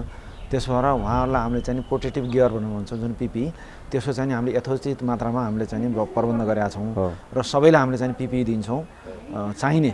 अब हाम्रो पिपिई पनि ग्रेड 1, ग्रेड 2 र ग्रेड 3 छ। त्यही अनुसारको अब आइसियुमा जानेले कुन पिपिई लाउने, कस्तो किसिमको मास्क लाउने, N95 लाउने, कुन लगाउने होइन, अनि एसडियुमा जानेले कस्तो किसिमको लगाउने र साधारण बेडमा जानेले कस्तो लगाउने र फिभर क्लिनिकमा बस्ने के लगाउने, ओपिडीमा बस्नेले के लगाउने र अनि हाम्रो इमर्जेन्सीमा बस्ने के लगाउने भनेर छुट्टा सिस्टर लगाएर डक्टरहरूलाई नि त्यही किसिम एक नासको चाहिँ हामीले गरेका छौँ। एक नासले चाहिँ प्रोटेक्टिभ गियरहरू हामी पिपिईहरू चाहिँ बाँडेका छौँ र त्यो हामीले अहिले प्रशस्त मात्रामा लिएका छौँ र हाम्रा केही दात्री संस्थाहरूले हामीलाई चाहिँ डोनेसन पनि गर्नुभएको छ। हामी खरिद पनि गरेका छौँ। अहिले खरिद गर्दाखेरि अलिकति चाहिँ केही समस्याहरू आएका छन् होइन, हामीले पाएका छैनौँ बजारमा पनि कतिपय चिजहरू भने यो एउटा छ भनेदेखि अर्को कुरा उनीहरूलाई चाहिँ यदि उनीहरूको हौसला बढाउनको लागि हामीले चाहिँ त्यहाँ बसिन्जेल 24 घन्टा ड्युटी गर्छौँ भने हामी 4 पहर खाना पनि दिएका छौँ। त्यहाँ ड्युटी गर्ने सबैलाई खाना दिएका छौँ होइन।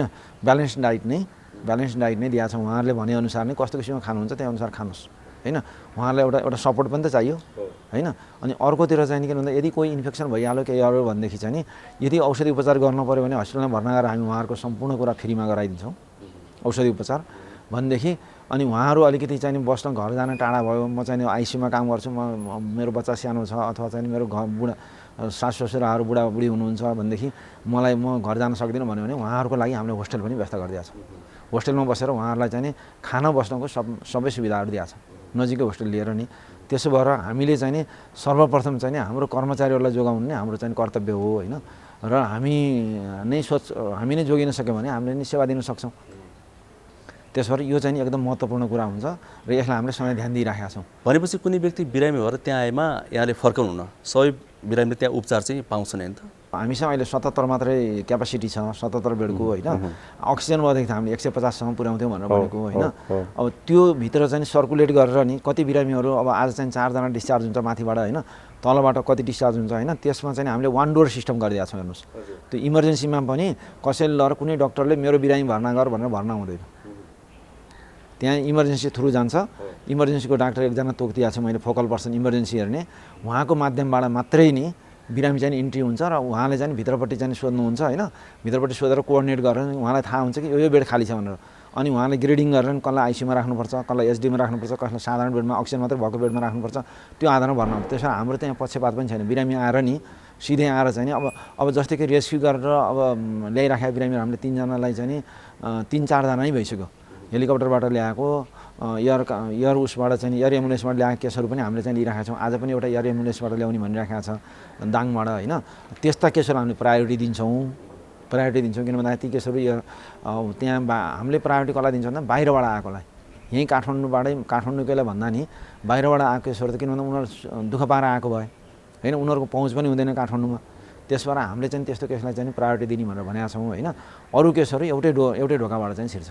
त्यो केस पनि त्यही इमर्जेन्सीबाट थ्रु जाने हो, तर हामीले चाहिँ विशेष पहलबाट हामी उसलाई चाहिँ उसमा आइसियुमा लान्छौँ। अलिकति यो प्रश्न अलिक तितो जस्तो पनि लाग्न सक्छ होइन। नेपालको एउटा विडम्बना पनि हो। यथार्थ चाहिँ के भने अस्पताल मात्र नभएर सरकारी माध्यमहरूमा, सरकारी ठाउँहरूमा चाहिँ यो अलिकति भन्छन् यताउति पहुँचको कुरा चल्छ भन्छन् होइन। फेरि यहाँहरूको त निजामती कर्मचारी अस्पताल पर्यो, यहाँका भन्छन् यताउति कतिको चल्छ, त्यसलाई कसरी व्यवस्थापन गर्नुभएको छ? यो प्रेसर पनि आउँछ होला यहाँलाई होइन, कसरी म्यानेज गर्नुभएको छ? निजामती कर्मचारी अस्पताल हुनाले हामीले चाहिँ नि निजामती कर्मचारीहरूलाई हामीले चाहिँ बढी प्रायोरिटी दिनुपर्ने हुन्छ होइन। निजामती कर्मचारी तर त्यसअनुसार हामीले बेड छुटाउन सकेका छैनौँ। अहिले हामीले चाहिँ त्यही पनि केही पर्छ कि भनेर 7वटा बेड चाहिँ हामीले माथि राखेका छौँ है। निजामती कर्मचारीहरू केही भयो कि भनेर हामीले बालवाला, म नाम लिन चाहन्न, बालवाला मन्त्रीलाई पनि हामीले भर्ना गरेर औषधि गरेका छौँ अहिले त्यहाँ है त। पूर्व सचिवहरूलाई गरेका छौँ, पूर्व सचिवको परिवारहरूलाई गरेका छौँ होइन। त्यसरी हाम्रो ठुल्ठुला भिआइपी व्यक्तित्वहरूलाई पनि हामीले क्राइटेरियाभित्रै पर्ने हुनाले क्राइटेरियाभित्रै परेर गरेका छौँ। त्यसो भएर हामीले चाहिँ त्यहाँ भित्र छिरेपछि जो होस् हाम्रो लागि बिरामी हो। अहिले व्यवस्थापन रहे पनि यहाँ त एकजना स्वास्थ्यकर्मी पनि हुनुहुन्छ होइन। स्वास्थ्यकर्मी भएको हिसाबले एउटा भनिदिनुहोस् न, जस्तै कस्तो अवस्थामा अस्पताल आउने, कस्तो अवस्थामा अहिले कोभिडका बिरामीहरूले या सङ्क्रमितहरूले चाहिँ घरमै बस्ने, घरमा बस्दा पनि के कुरामा ध्यान दिने, अलिकति यो कुरालाई स्पष्ट पारिदिनुहोस् न। अहिले चाहिँ कोभिडको महामारी फैलिएको छ र यो सङ्क्रमित दर पनि सबभन्दा बढी चाहिँ नेपालमा छ। आज भियतनाम अगाडि छ, एक दिन एउटा भियतनाम अगाडि छ, नत्र हामी नै सबभन्दा अगाडि छौँ सङ्क्रमित हुने मध्येमा। यसलाई चाहिँ यो चाहिँ हामी सबैले ध्यान दिनुपर्ने कुरा छ र लगभग चाहिँ 40 देखि 50% बढी चाहिँ हामी चाहिँ सङ्क्रमित छौँ जाँचेको मध्येमा। र प्रत्येक 10 जनामा एकजना नर्मलमा चाहिँ प्रत्येक 10 जनामा एकजना हामी सङ्क्रमित छौँ, त्यो WHO दिएको डाटा अनुसार है। र हामीले प्रत्यक्ष देखिएको डाटामा चाहिँ हामी 50% चाहिँ नि 50% जति, लगभग 50% जति चाहिँ सङ्क्रमित छौँ जाँचेको मध्ये, PCR गरेको मध्येमा नि। भनेपछि यसलाई चाहिँ नि चेन ब्रेक गर्नको लागि चाहिँ नि हाम्रो लकडाउन भएको छ है। यसले चाहिँ के भन्दाखेरि यो चाहिँ सङ्क्रमित दर घटोस् भनेर चेन ब्रेक गर्नको लागि हो।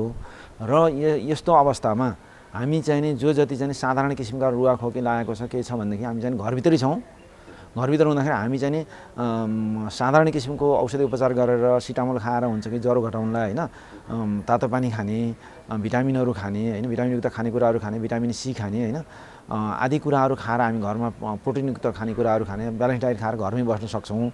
र घरमै बस्दा पनि दूरी कायम गरेर बस्ने र सकेसम्म आवश्यक काम नपरेसम्म चाहिँ जाँदै जानु भएन। यो लकडाउनको बेलामा भिडभाड गर्नै भएन होइन। भिडभाडले यो अरूभन्दा पनि यो विवाह गरेर यसले चाहिँ अहिले चाहिँ आएको छ होइन। हाम्रो नेपालमा चाहिँ यो बेला विवाहको बेला पर्यो, त्यसले गर्दा पनि हामी चाहिँ धेरै सङ्क्रमितहरू फेला परेका छौँ। एउटै पार्टीमा गएकाहरू चाहिँ 40 जना सङ्क्रमित भएको फेला परेका छ। त्यसो भएर यस्तो अवस्थामा सकेसम्म चाहिँ हामी चाहिँ बाहिर नजाउँ र यदि यहाँहरूलाई बढी खोकी लाग्यो, श्वास फुल्यो र हामीले चाहिँ समयमा चाहिँ पल्स अक्सिमिटर भन्ने हुन्छ, त्यहाँ चाहिँ अक्सिजन देखाउँछ।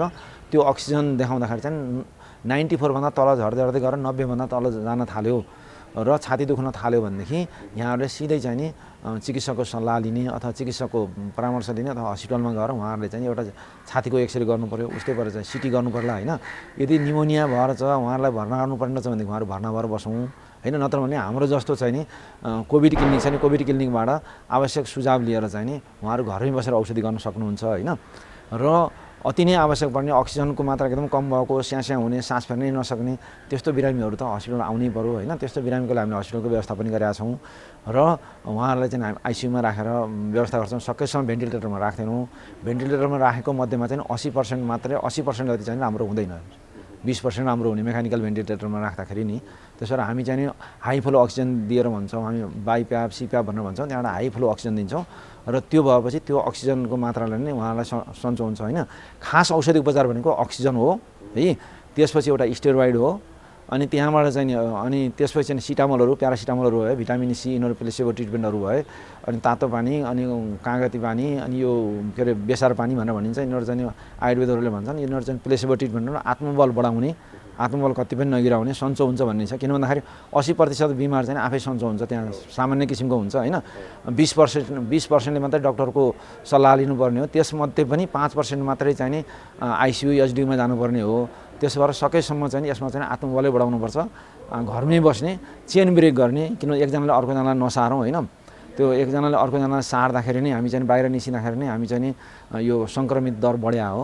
त्यसो भएर हामी सङ्क्रमण रोकौँ र आफू सुरक्षित रहौँ र आफ्नो पनि उपचार गरौँ र समाजलाई पनि बचाउँ। यत्रो कुराकानी गरेपछि कसैलाई कुनै आग्रह छ कि, कसैलाई धन्यवाद दिनु छ कि, या कसैसँग कुनै गुनासो छ कि, त्यो पनि केही छ भने भनिदिनुहोस् न। अब यहाँ आग्रह गर्नुपर्ने त नेपाल सरकारलाई नै छ होइन। हामी चाहिँ नि निजामती कर्मचारी अस्पताल चाहिँ नि हाम्रो सामान्य प्रशासन मन्त्रालय अन्तर्गत पर्छ र केही ऊ चाहिँ हामी स्वास्थ्य मन्त्रालय अन्तर्गतको निर्देशन अनुसार काम गर्छौँ र उहाँहरूले हामीलाई चाहिँ पूर्ण कोभिड हस्पिटल हो, कोभिड नेपाल सरकारले तोके अनुसार चाहिँ नि सेवा सुविधा हामी दिन्छौँ र त्यही अनुसार चाहिँ तपाईँहरू काम गर्नुहोस् भन्ने किसिमको हामीले लेटर पाएको छैनौँ, परिपत्र आएको छैन हामीमा। एउटा त परिपत्रको आशा गर्छौँ हामी, यही टिभीको च्यानलबाट चाहिँ नि म भन्न चाहन्छु कि उहाँहरूले हामीलाई चाहिँ नि तपाईँहरूले पूर्ण कोभिड हस्पिटलको घोषणा गर्नुभएको छ, त्यो जुन नेपाल सरकारले दिने अनुदानहरू सहयोग छ, जुन चाहिँ मेन पावरको सहयोग छ, सामग्रीहरूको सहयोग छ, त्यो चाहिँ नि हामीलाई दिनुहुनेछ भन्ने आशा राखेको छु। भनेदेखि अर्कोतिर चाहिँ नि हाम्रो यो समुदायलाई के भन्न चाहन्छु भन्दाखेरि हजुरहरू सुरक्षित बस्नुहोस् र कोभिडबाट केही समयपछि यो कोभिड जान्छ र फेरि तेस्रो लहर आउने चाहिँ नि सम्भावना छ। त्यसो तेस्रो लहरको लागि पनि हामी चाहिँ नि अहिले नै तयार भएर बसौँ र पहिलो लहरबाट जुन हामी रिलेक्टेन्ट भएर बसेर अहिले हामी जुन दुःख पायौँ नि, त्यो दुःख पाउने अवस्था चाहिँ हामीलाई चाहिँ यसपछिको लहरमा चाहिँ नहोस्, यही भन्न म चाहन्छु। हजुर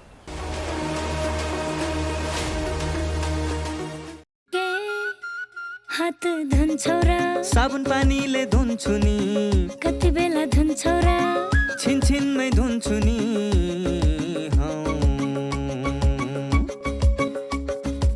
घरमा पस्दा अफिस पस्दा सधैँ धुन्छु हात, कोरोनालाई यसै गरी भगाइदिन्छु म त।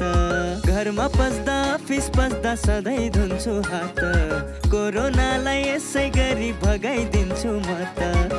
भान्सा छिर्नु अगाडि, खाना खानु अगाडि, जहाँ त्यही छोएपछि हातले छोपी खोकेपछि।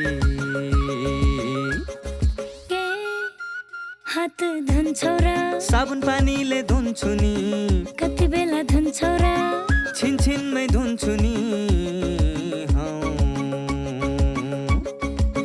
कोरोनाबाट बच्ने 3 उपायहरू: व्यक्ति बीच 2 मिटर टाढा बस्ने, घरबाट बाहिर निस्कँदा मास्क लगाउने र बेला बेलामा साबुन पानीले मिची 20 सेकेन्डसम्म हात धुने। कोरोनाबाट आफू पनि बचाउँ र अरूलाई पनि बचाउँ। कोरोना महामारीको बेलामा सबैभन्दा महत्त्वपूर्ण कुरा भनेको मास्क हो सुरक्षाको लागि। त्यसैले मास्कको बारेमा चाहिँ थाहा पाउनु एकदमै जरुरी छ। अहिले धेरैले मास्कको प्रयोग गरिरहनु भएको छ, तर जतिले प्रयोग गरिरहनु भएको छ उहाँहरूले पनि यो राम्रो तरिकासँग प्रयोग नगरिरहेको अवस्था छ। त्यसैले मैले अहिले मास्कको बारेमा यो कसरी यसलाई सही तरिकाले प्रयोग गर्ने भन्ने बारेमा यहाँहरूलाई म केही कुराहरू बताउन चाहन्छु। मास्क मोटामोटी रूपमा हामीले 3 प्रकारका अहिले देखिराखेका छौँ। पहिलो प्रकार भनेको यो N95 मास्क छ। यो N95 मास्क भनेको यस्तो प्रकारको छ। यो N95 मास्कमा पनि 2 प्रकारको छ। एउटा यस्तो भल्भ भएको छ, यहाँ यस्तो भल्भ छ यसमा, र अर्को थरीमा चाहिँ भल्भ छैन। त्यसैले यो N95 मास्कमा भल्भ भएको र भल्भ नभएको गरी 2 प्रकारको छ। र अर्को यो सर्जिकल मास्क छ। यो सर्जिकल मास्क सबैभन्दा धेरै प्रयोग भइरहेको यो सर्जिकल मास्क हो। र तेस्रो चाहिँ कपडाले बनाएको, घरमै कपडाले बनाएको मास्क छ। अब यो मास्क लगाउँदाखेरि हामीले के कुरा थाहा पाउनुपर्छ भने अब यसलाई राम्रोसँग नाक र मुख छोपिने गरी लगाउनुपर्छ। यसरी राम्रोसँग नाक र मुख छोपिने गरी मास्क लगाउनुपर्छ र मास्क लगाउँदाखेरि यो भागमा समाउनुपर्छ। यो भागमा मास्कमा समाउनु हुँदैन कि यो कानमा अड्काउने भागमा समाएर अनि यसलाई यस प्रकारले लगाउनुपर्छ। टप्प हुने गरी नाक, गाला, तलको चिउडो कतैबाट पनि हावाभित्र बाहिर नआउने गरी यो लगाउनुपर्छ। र अहिले फुकाल्दाखेरि पनि यो पछाडिपट्टि कानको पछाडि फुकालेर यसरी फुकाल्नुपर्छ। र मास्क लगाउँदाखेरि र फुकाल्दाखेरि हात चाहिँ धुनुपर्छ। यो जरुरी छ कि हातले चाहिँ मास्कलाई छुन हुँदैन। यो पहिलो कुरो हो। दोस्रो कुरो, अब यो मास्क अब कहिलेसम्म लगाइरहने, यो आज लगाउने भोलि पर्सि कहिलेसम्म लगाउन मिल्छ भन्दाखेरि यो N95 मास्क बलियो छ, यसलाई तपाईँले पुनः प्रयोग गर्न सक्नुहुन्छ। यो महँगो पनि छ, यो स्वास्थ्य कर्मीहरूले प्रयोग गर्नुहोस् भनेर हामीले धेरै जस्तो जोड दिइराखेका छौँ। यसलाई चाहिँ लगाइसकेपछि घरमा गएर एकचोटि पखालेर साबुन पानीमा पखालेर घाममा सुकाइदिँदाखेरि हुन्छ भने यो सर्जिकल मास्क जुन चाहिँ धेरै आम नागरिकहरूले प्रयोग गरिरहनु भएको छ, यसलाई दोहोऱ्याएर प्रयोग गर्न हुँदैन। यो डिस्पोजेबल हुन्छ, एकचोटि लगाएपछि यसलाई फाल्नुपर्छ।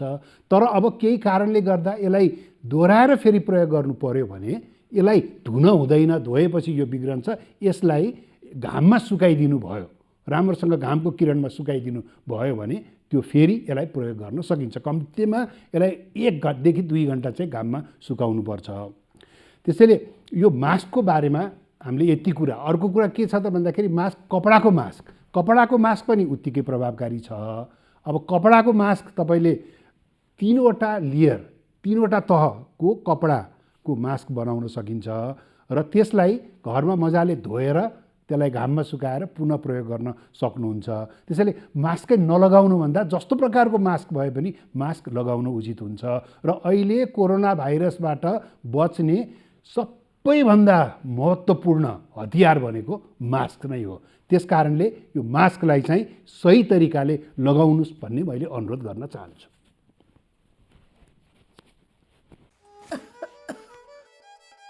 काकी कता हिँड्नु भएको? रुगा खोकी लागेर सन्चो नभएको धेरै भयो, औषधि लिन हिँडेँ कि म त। हो, म पनि अस्ति बिरामी हुँदा एन्टिबायोटिक औषध किनेर खाएकी थिएँ। मसँग बाँकी छ, त्यही खाँदा भइहाल्छ नि, किन जानु पर्यो र? हिँड्नुहोस्, मसँग औषध लिएर जानु होला। ल जाऊ। कहाँ जाने कुरा हुँदैछ? बहिनीकोमा एन्टिबायोटिक रहेछ, त्यही लिन चला लाकी। कहाँ त्यसरी एन्टिबायोटिक खानुहुन्छ त? स्वास्थ्य कर्मीको सिफारिस बिना मैले छोरीलाई एन्टिबायोटिक औषधि खुवाउँदा रोग बल्झेर छोरीले कति धेरै दुःख पाए। तुरुन्त स्वास्थ्य कर्मी कहाँ गएर जचाएर मात्र औषधि खानुहोस्। तपाईँ यहाँ आएर धेरै राम्रो गर्नुभयो। एन्टिबायोटिक औषधिको दुरुपयोगले बारम्बार रोग बल्झिएर निको हुन गाह्रो हुन्छ र हामी सबैलाई जोखिममा पारेको छ। त्यसैले सधैँ स्वास्थ्य कर्मीको सिफारिसमा मात्र एन्टिबायोटिक औषधि पुरा मात्रामा र पुरा अवधि सेवन गर्ने गरौँ। नमस्कार, म डाक्टर मीना थापा, प्राध्यापक, काठमाडौँ मेडिकल कलेज, स्त्री तथा प्रसुति रोग विशेषज्ञ। यदि तपाईँ गर्भवती हुनुहुन्छ भने आत्तिनु पर्दैन। अध्ययनहरूले के देखाएको छ भने अहिलेको समयमा गर्भवती हुँदा पनि गर्भपात हुनसक्ने अथवा गर्भको बच्चामा जन्मजात खराबी हुनसक्ने त्यस्तो स्थिति देखिएको छैन। यदि तपाईँ सङ्क्रमित हुनुभएको छ र बच्चा जन्माउनु भएको छ भने बच्चालाई तपाईँको दुध खुवाउन सक्नुहुन्छ, तर केही सावधानीहरू अपनाएर। गर्भवती महिलाले प्रशस्त मात्रामा पानी, फलफुल तथा तरकारीको प्रयोग गर्नुपर्छ र अनावश्यक रूपमा चिन्ता लिनु हुँदैन। र यदि तपाईँलाई चाहिँ नि रुगा खोकी अथवा ज्वरो आएको छ भने घरमै सुरक्षित साथ बसी आफ्नो डाक्टरलाई चाहिँ नि सम्पर्क गर्नुहोस्। गर्भवती भएको समयमा रोग प्रतिरोधात्मक क्षमता कम हुने भएको हुनाले यो रोग सजिलै सर्न सक्छ, तसर्थ केही सावधानीहरू अपनाउनु पर्छ। यदि तपाईँ बाहिर भिडभाडमा जानुभएको छ भने कम्तीमा पनि एक अर्कामा 2 मिटरको दूरी कायम राख्नुहोस्। अनिवार्य रूपमा मास्कको प्रयोग गर्नुहोस् र बाहिरबाट घरमा आउँदाखेरि अनिवार्य रूपमा साबुन पानीले मिची हात धुनुहोस् र घरमा बस्दा पनि धेरैचोटि साबुन पानीले मिची हात धुनुहोस् अथवा चाहिँ सानिटाइजरको प्रयोग गर्नुहोस्। दिदी, मास्टर मास्क छ, दिनु न 3टा। भाइ एउटा कुरा भनौँ? भन न दिदी। थाहा छ, सही तरिकाले मास्क लगाए मात्रै कोरोनाबाट बस्न सकिन्छ नि। लगाउने त हो, अब लाउन पनि सही र गलत तरिका हुन्छ र दिदी। सही तरिका हुन्छ नि भाइ। पहिला साबुन पानीले हात धुने, मास्क सफा छ छैन हेर्ने, मास्क पाल परेको छ कि छैन हेर्ने, फेरि 3 पत्र भएको मास्क मात्रै लगाउने हो। अनि यो मास्कमा 3 पत्र छ त? छ नि, ल हेर्नुहोस् त, मास्क लगाउँदा यसको डोरीमा मात्र छुनुपर्छ। नाक, मुख, चिउनोमा टमक्क मिल्नुपर्छ। अनि अर्को कुरा, मास्क लगाइसकेपछि घरिघरि छुनु हुँदैन नि हातले। अनि यो फेरि प्रयोग गर्न मिल्छ र? कपडाको मास्क त धोएर लगाउँदा नि मिलिहाल्छ नि। हो, यसै गरी लगाउने हो नि मास्क। घरबाट बाहिर निस्किँदा अनिवार्य मास्क लगाऊ। कोरोनाबाट आफू पनि बचौँ र अरूलाई पनि बचाऊ।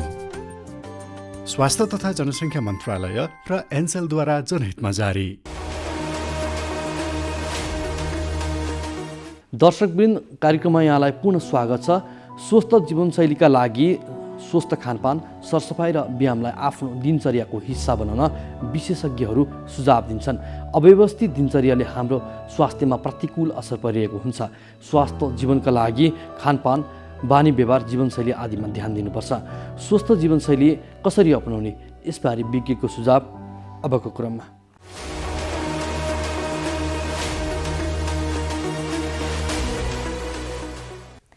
नमस्ते, म doctor Kamaksha Shah, diabetes, thyroid र हर्मोन रोग विशेषज्ञ। कुनै पनि रोगसँग बच्नलाई तपाईहरूले आफ्नो खाना, व्यायाममा ध्यान दिनुहोस् र तपाईँको तनावलाई कम गर्नुहोस्। खाना नियमित तपाईँले जे घरमा पकाउनुहुन्छ, जे घरमा ल्याएर खानुहुन्छ, त्यो तपाईँले सबै खाँदा हुन्छ, तर अनुशासनमा बसेर खानुहोस्। यो जस्तो फ्याक्ट्रीमा बनेको चिजहरू, यिनीहरू चाहिँ नि तपाईँले कमै खाँदाखेरि वा खाँदै नखाँदा राम्रो हुन्छ। व्यायाम 30 देखि 45 मिनट गरी पुग्छ, तर व्यायाम गर्दाखेरि अलिकति तपाईँको मुटुको धड्कन फुल्ने व्यायामहरू जस्तो fast walking, running, jogging, cycling, swimming, डान्सिङहरू जस्तो व्यायाम 30 देखि 45 मिनट गर्दा तपाईँको वजनहरू घट्ने गर्छ र तपाईँको सुगरहरू तपाईँको कम हुने गर्छ। अर्को तनाव, हाम्रो दुईटा तरिकाको तनावहरू हुन्छ, एउटा शारीरिक तनाव र एउटा मानसिक तनाव। शारीरिक तनाव जस्तो तपाईँको इन्फेक्सन भयो, शरीरमा इन्फेक्सन भयो, ज्वरो आयो, तपाईँको अपरेसनहरू गर्न पर्यो भने त्यसलाई हामीले शारीरिक तनाव भन्छौँ। र यी तनावहरू भएको बेलामा चाहिँ नि तपाईँको अलिकति सुगरहरू देखिने, प्रेसरहरू बढ्ने हुनसक्छ। र तपाईँको अर्को मानसिक तनाव। मानसिक तनावको लागि तपाईँहरूले योगा गर्नुहोस्, मेडिटेसन गर्नुहोस्। यी कुराहरूमा ध्यान दिनुभयो भने चाहिँ नि तपाईँले धेरै रोगहरूसँग बच्न सक्नुहुन्छ। नमस्ते, म डाक्टर विज्ञा शाह र म मनोचिकित्सक हो। अहिलेको कोभिडको महामारीमा हामी सबैजना मिलेर कोभिड-19बाट बच्न सक्छौँ। समय समयमा हात धुने, सामाजिक दूरी कायम गर्ने र मास्कको प्रयोगले हामी योसँग बच्न पनि सक्छौँ। जो कोरोनाबाट सङ्क्रमित भएको थियो र भएको छ, उहाँहरूको मनोबल उच्च राख्नलाई हामीले हौसला प्रदान गर्न सक्छौँ। त्यस्तै गरी सामाजिक सञ्जालमा नकारात्मक न्युजहरू नफैलाएर र आवश्यक परेमा आफैले पनि आफ्नो तनाव व्यवस्थापन गरेर अनि आवश्यक परेमा परामर्श लिनलाई नडराएर हामी आफ्नो मानसिक स्वास्थ्यको ख्याल राख्न सक्छौँ। So let's be alert, let's be aware and let's live with corona. यदि कसैलाई ज्वरो आउने, टाउको दुख्ने, मांसपेशीहरू दुख्ने, आँखाका गेडीहरू दुख्ने, जोर्नीहरू करकरी खाने, हड्डीहरू दुख्ने, सँगसँगै शरीरमा विभिन्न किसिमका छालामा रातो दाग आउने लक्षणहरूमा देखियो भने त्यो डेङ्गे रोग पनि हुन सक्दछ। यो लामखुट्टेले विशेष गरेर साँझ बिहान टोक्ने गर्दछ। साँझ बिहान बाहिर निस्किनु पर्यो भने लामबाउले कपडाहरू लगाउनुपर्छ। शरीरका नछोपिएका भागहरूमा लामखुट्टेलाई दबाउने क्रिमहरूको प्रयोग गर्नुपर्दछ। पानी जम्न सक्ने ठाउँहरू जस्तै गमलाका प्लेटहरू, टायरहरू खोज्ने, त्यसमा लार्भा छन् भने त्यसलाई नष्ट गर्ने। डेङ्गे रोगबाट बच्नको लागि हामीले लामखुट्टेको टोकाइबाट बच्न जरुरी छ। हामी सचेत बनौँ, त्रसित नबनौँ। डेङ्गे रोग नियन्त्रणका लागि समुदायका सम्पूर्ण व्यक्तिहरू घर घरबाट जुटेर खोज र नष्ट गर अभियानमा सहयोग पुर्याउँ र डेङ्गे रोगबाट हुन सक्ने महामारीबाट सम्पूर्ण समुदायलाई जोगाउँ। नमस्कार, डाक्टर प्रदीप केसी, आयुर्वेद चिकित्सालय नरदेवीमा निर्देशकको रूपमा कार्यरत छु। यस चिकित्सालयले निर्माण गरेको जुन सिंहदरबार वैद्यखानाको तरकिब अनुसार निर्माण गरेको ज्येष्ठ बासादी चूर्ण 5 भाग, गुडुची चूर्ण 3 भाग र एसटी मधु 1 भाग यो मिश्रित एउटा चाहिँ औषधि हामीले निशुल्क रूपमा वितरण गरेका छौँ। यसलाई चाहिँ बालकदेखि वृद्धसम्म र जुनसुकै रोगहरू उच्च रक्तचाप डायबिटिज यी सबै रोगहरूमा प्रयोग गर्न सकिन्छ। यसमा कुनै चिनीहरू अथवा मिश्रीहरू यस्तो पदार्थहरू छैन र यसलाई चाहिँ हामीले 1 लिटर पानीमा 5 चम्चा औषधि राखी त्यसलाई 5 देखि 7 मिनेटसम्म उमाल्ने र बनेको काडालाई 50 देखि 80 ml सम्म वयस्कले र बच्चाहरू हुनुहुन्छ भने 30 ml 30 देखि 40 ml चाहिँ सेवन गर्नुहोला। दिनमा 3 पटक सेवन गर्न सकिन्छ। यो नरदेवी आयुर्वेद चिकित्सालयले निशुल्क वितरण गरिरहेको छ र यसको लागि बजारमा हामीले कुनै व्यवस्था गरेका छैनौँ। नरदेवी आयुर्वेद चिकित्सालयमा जुन कार्य समयमा आएर आफ्नो नाम दर्ता गरी निशुल्क रूपमा उपलब्ध हुन सक्नेछ।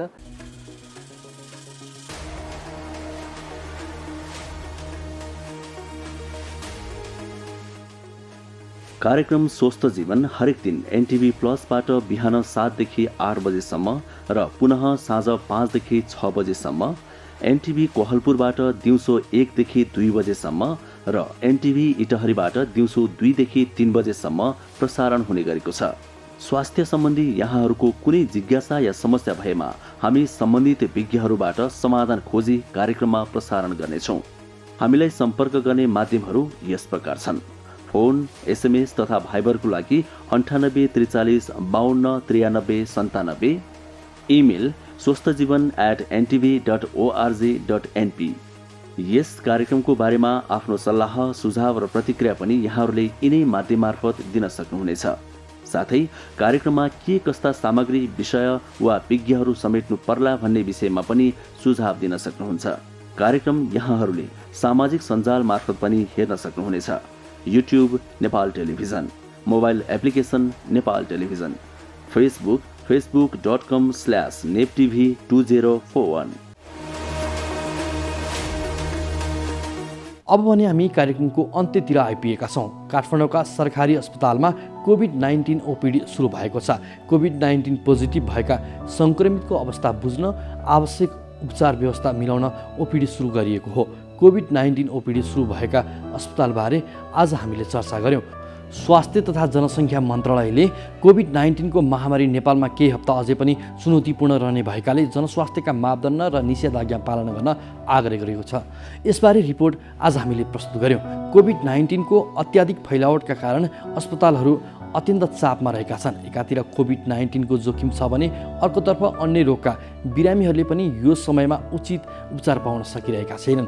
अहिलेको अवस्थामा सीमित स्रोत साधन, सीमित मात्रामा भेन्टिलेटर सहितका आइसियु कक्षहरूको साथमा कैयौँ सङ्क्रमितहरूको जीवन रक्षाका निम्ति चिकित्सक तथा स्वास्थ्य कर्मीहरू खटिरहेका छन्। यस्तो बेला अस्पतालमा भौतिक र जनशक्तिको व्यवस्थापन कसरी भइरहेको छ, यसबारे काठमाडौँ निजामती कर्मचारी अस्पतालका कार्यकारी निर्देशक प्राध्यापक डाक्टर विधान निधि पौडेलसँगको स्वास्थ्य संवादका साथै स्वस्थ जीवनशैली कसरी अपनाउने यसबारे विज्ञको सुझाव पनि आज हामीले प्रस्तुत गऱ्यौँ। आजको लागि स्वस्थ जीवन कार्यक्रमको समय सकिएको छ। यो कार्यक्रम तपाईँले नेपाल टेलिभिजनको वेबसाइट www.nepaltvonline.com तथा नेपाल टेलिभिजनको मोबाइल एप, फेसबुक, युट्युब जस्ता सामाजिक सञ्जालमा पनि हेर्न सक्नुहुनेछ। यो कार्यक्रममा तपाईँका स्वास्थ्य सम्बन्धी समस्या, सरकारले प्रवाह गरेका स्वास्थ्य सेवा अथवा हाम्रो कार्यक्रमबारे कुनै जिज्ञासा भए हामीलाई सम्पर्क गर्न सक्नुहुनेछ। सम्पर्क माध्यम हामीले टेलिभिजन स्क्रिनमा देखाइरहेका छौँ। तपाईँका समस्यालाई हामीले सरकारी अधिकारी वा विज्ञ मार्फत समाधान गर्ने प्रयास गर्नेछौँ। आजको लागि म लगायत हाम्रो सम्पूर्ण टिमलाई बिदा दिनुहोस्। नमस्कार।